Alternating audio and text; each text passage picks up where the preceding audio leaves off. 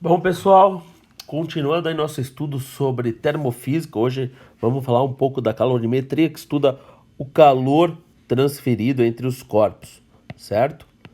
Recordando aí, ó, calor representado pela letra Q, tá? E como que a gente classifica quando um corpo recebe calor? Esse corpo recebendo calor, para ele esse calor é positivo.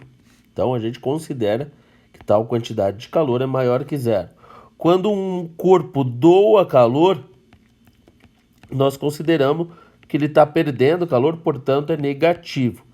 Recordando, né, que unidade de calor no SI a gente utiliza o Joule, representado pela letra J, né? Afinal, o calor é energia em trânsito.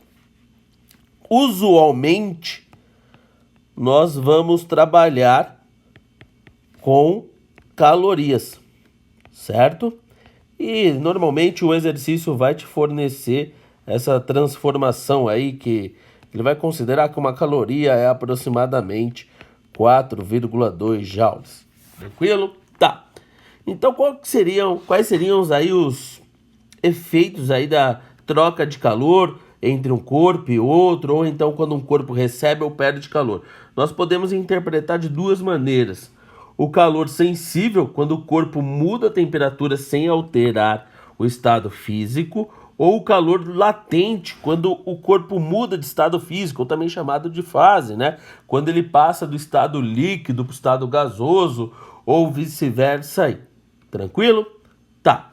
Então vamos analisar primeiramente aqui, ó, o calor sensível, representado por QS.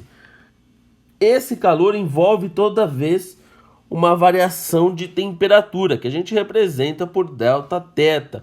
Lembrando que no SI essa variação de temperatura é dada em Kelvin. Então aqui, por exemplo, eu tenho uma fonte de calor aquecendo aqui um líquido, né? Por exemplo, a água, e sem que ocorra a mudança do estado líquido para o gasoso, eu só tenho uma variação dessa temperatura. Tá.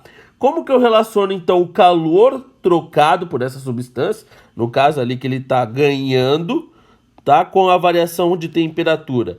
É por meio dessa relaçãozinha matemática aqui, ó, onde que eu dependo de uma constante chamada capacidade térmica, tá? Que ela relaciona exatamente o calor trocado com a respectiva variação de temperatura. Definindo essa unidade, né, se eu isolar aqui a capacidade térmica, eu tenho aí como unidade Joule por Kelvin, certo? E isso no SI. Ou usualmente ela é definida como caloria por grau Celsius. Recordando que essa capacidade térmica ela é característica do corpo e não tem nada a ver com capacidade de armazenar calor, certo? Eu posso fazer uma comparação aí, ó. Vamos supor que você tenha um corpo, uma pequena esfera de ferro e uma grande esfera de ferro, como se fosse uma bola de canhão.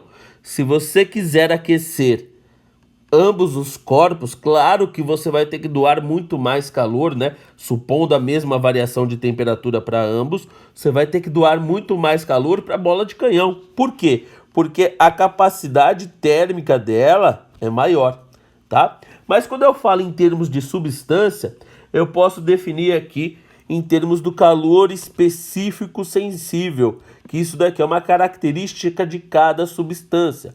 A unidade no SI está dada aqui, né? Então a capacidade térmica ela pode ser expressa como produto da massa do corpo, né?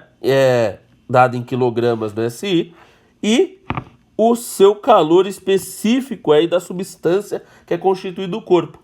Substituindo na equação anterior, a gente chega nessa equaçãozinha aqui, o chamado Q-macete, que também é chamada da equação fundamental da calorimetria, ó, tá?